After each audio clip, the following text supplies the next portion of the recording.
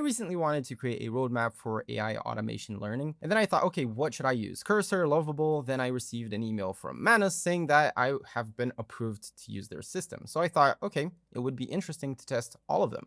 And these were the results. So as for Lovable, this is what we got. I think this design was absolutely awesome.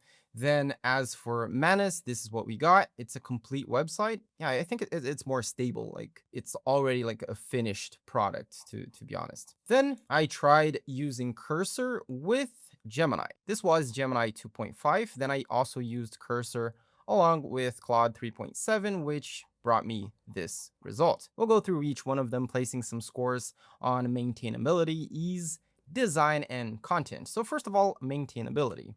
Maintainability is basically your power to actually be able to change this later on. And for the code bros out there that hate vibe coding, the idea here is not to create the ultimate final product. The idea is to just create a simple MVP. A lot of people have an idea inside of their own niche, inside of what they work with, and they think, okay, AI could solve this. But even developers, they don't have the understanding of that specific pain point. So the developers won't create that. Now, with these tools, anyone can actually create and solve those pain points and then present that development up with an MVP. If it is validated and becomes a product that people are using, then they can actually move on and decide to hire a developer or, I don't know, learn more about how to make that system more scalable. But yes, still, from the very beginning, you have to be worried about maintainability. So let's check how Manus deals with that. As soon as I received access to Manus, I immediately sent over this entire prompt. So create an interactive web application for the AI Forge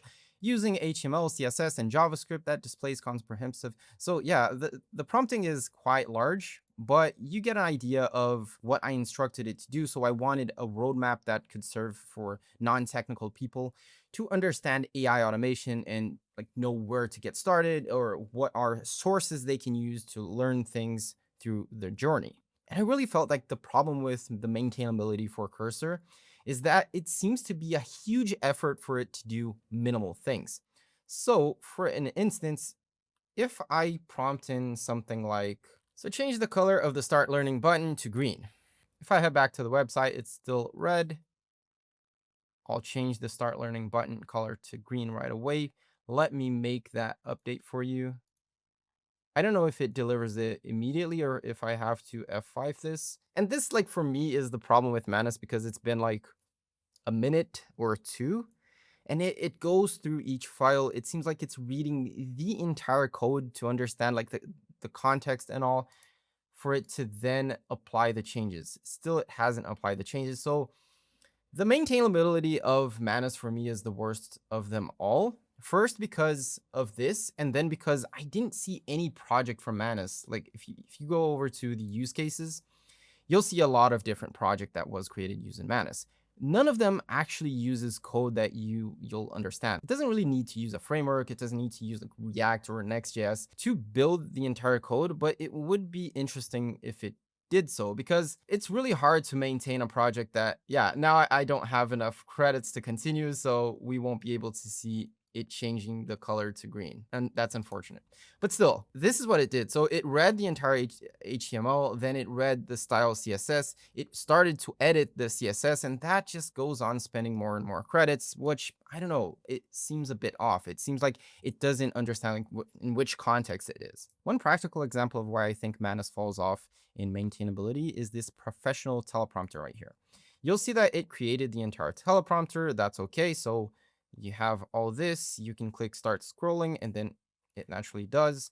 You can pause it, reset it, set the speed, font size, yeah, everything. Pretty impressive already. But this teleprompter right here was the one I managed to create using Cursor, and it's absolutely maintainable because if I want to change anything of it, I just go over here to the code, I understand everything that's going on. And even so, like if you're not exactly a coder, you don't even use an IDE, still, you'll want to make some changes where I think that inside of Lovable, for example, you have more control of what you want to do. And the result I got from this teleprompter I created in Cursor was absolutely amazing. I can stream over the results to my cell phone. So I can hit pause, hit stop from my computer and have it reflect over to my phone. That's because Normally my phone will be placed somewhere like in the teleprompter far away from me. And if I screw up and I say something wrong, I'll have to manually go over and change that. So the maintainability for Manus, I'd give it unfortunately a 2. As for Cursor, it's an absolute 5 because you have complete control over it. Now, as for Lovable, it's kind of tricky because they do generate the code using either React or I believe it's Vite. And then you can see the entire creation right here. So it is customizable, but you don't really get to decide how you want it to be created. That's why I'd give it a probably 4 out of 5. Now, for the ease aspect, I wanted to measure how easy it is to do things inside of these tools. So, an example is that one that I tried inside of Manus, where I typed in for it to change the color of a button. This should be pretty fast. This should be intuitive. I shouldn't feel like I'm requesting something big. I shouldn't be frightened to type in something and ask for it to change something. And that's what I feel when I use Manus. So for this, I'd also give Manus a 2. I really didn't enjoy using it because it felt like every single task I give it seems like it was something really incredibly difficult to do. So I really didn't feel like changing some things out. As for Lovable, this was the contrary. I don't know exactly if it's because of how fast it is or because it brings the interface here for me. It feels like I can just chat with it and it will create things along the way. One of the things I did in Lovable was send over my logo, asking it to place it inside of the website. And I didn't do this for the rest of the other tests simply because I didn't like, I felt like it would be difficult for it to apply that. But doing it in here, it felt like it already knew where to place that and it was pretty fast and understood what I needed. So for Lovable, it's definitely a 5. Now as for Cursor, since I'm measuring a non-technical friendly for the ease of use, I believe that who doesn't have some core basic coding principles won't understand a lot of things that are going on, or they won't be able to maintain or like, change things. And also because it doesn't offer a way to see things happening. Actually, it does if you use a framework, but if we're talking about using a framework, then that's already for someone that has some prior tech knowledge. So for Cursor, just because of this, I would give it a solid 3. Now for the design, I figured that I'd look into form, interactivity, and color. Starting off with Manus, you'll see that it seemed to have gotten everything out perfectly. So using neo-brutalism style was something I asked for, and I really enjoy the interactivity of these buttons. When I hover them or even these cards, I get an action, and that's pretty awesome. These accordions feels pretty awesome. I just felt like these links aren't properly styled to look like links. It just looks like a normal text. So you don't really get to differentiate between them until you hover them. I guess that's okay. Then you can check them off and it crosses it off. If I check all of them, yeah, it seems like nothing happens up here. I can, yeah, the interactivity is basically that. Now moving on to Lovable, it also provided this interactivity for the button. The style is pretty awesome. The colors, I feel like they are just slightly like worse than Cursor. I mean, this is easily changeable. This customizable roadmap from Lovable was pretty awesome. Like you can toggle things off and then you won't see most of them. So I just want beginner level.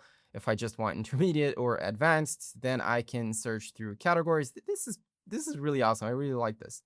So inside of AI foundations, I have a drop down here. This is perfect. Like seriously, I really enjoyed this result from Lovable. For me, design aspect for Lovable is absolutely a 5. Now for Cursor, we'll have to evaluate Gemini as well as Claude 3.7. The basic difference I noticed between them is that Claude 3.7 goes on creating things you didn't really ask for. As for Gemini, you'll notice that it finished most of the things, but then it placed next steps would involve populating the index.html or adding actual learning resources and application. So it waits for your prompt to continue on because in your prompt, after you've created the first part, you can instruct, okay, no, I would like you to change this or that. And to be honest, I really prefer that despite this being more complete than this creation from Gemini at first glance. Also, Claude 3.7 really got these boxes a bit off, but the interactivity seems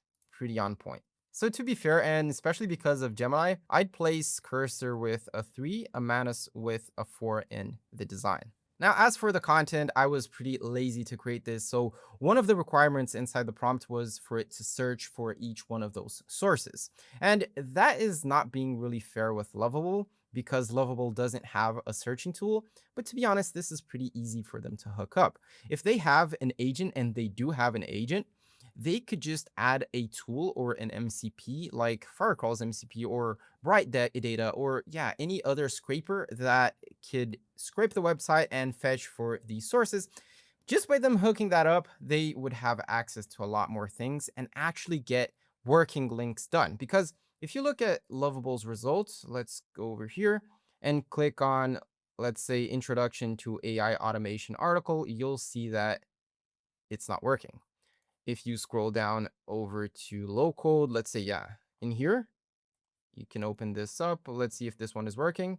This page does not exist. So these links, it's getting it from its training. Like maybe it's using GPT 4.0, and probably because of that, it didn't identify correct links, or that link used to work before, but now it's a different link and it doesn't know that. So it's pretty unfair for Lovable, but just because of that, I'll have to place Lovable with a score of 2. Now, since Manus took about 15 minutes to generate this, I expected something pretty awesome because it does navigate each link it has access to. So each source was searched for and was visited. So I expected, okay, it does understand if the link is broken or not. But as soon as I got to this module where it says advanced AI implementation, I clicked this, and this link, page not found. And then this, yeah, it seems to be a collection. So seems to work, but doesn't seem to be pretty useful.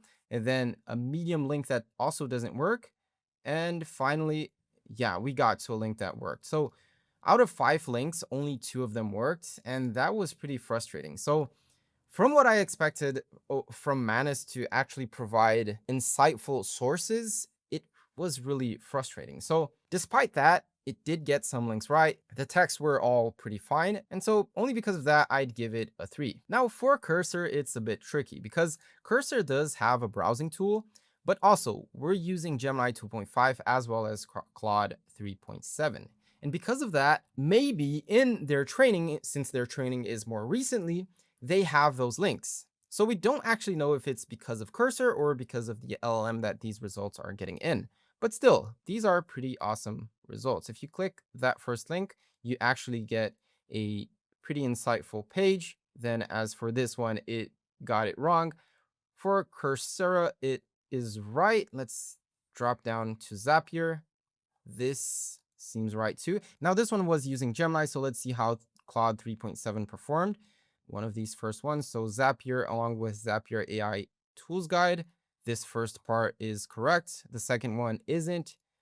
Let's go down to advanced AI implementation approaches. So Versal AI SDK documentation seems correct. And then the next AI chatbot isn't. So I feel like it's really getting things from the LLM, since Gemini 2.5 is a much more recent LLM and it seemed to have figured it out. It's not really using the browsing tools from Cursor. So I really feel that because of that, Cursor would get a 3 out of 5 for the content aspect. So I summed it up and these are the results. Lovable definitely winning this one. And remember, this is for this particular test. Maybe in other tools and other creations, you might get better results from each one of these different tools. Because the main focus here was to create a minimal product that could be offered more as a lead magnet or something like such. Thanks for watching. If you're someone that loves innovation, loves creating things, wants to create something for your own niche, but don't have exactly the expertise to do so, please feel free to join the AI Forge community and post whatever you're creating down below. We might be able to help you in this journey. That's it for today. I'll see you in the next video. Till then.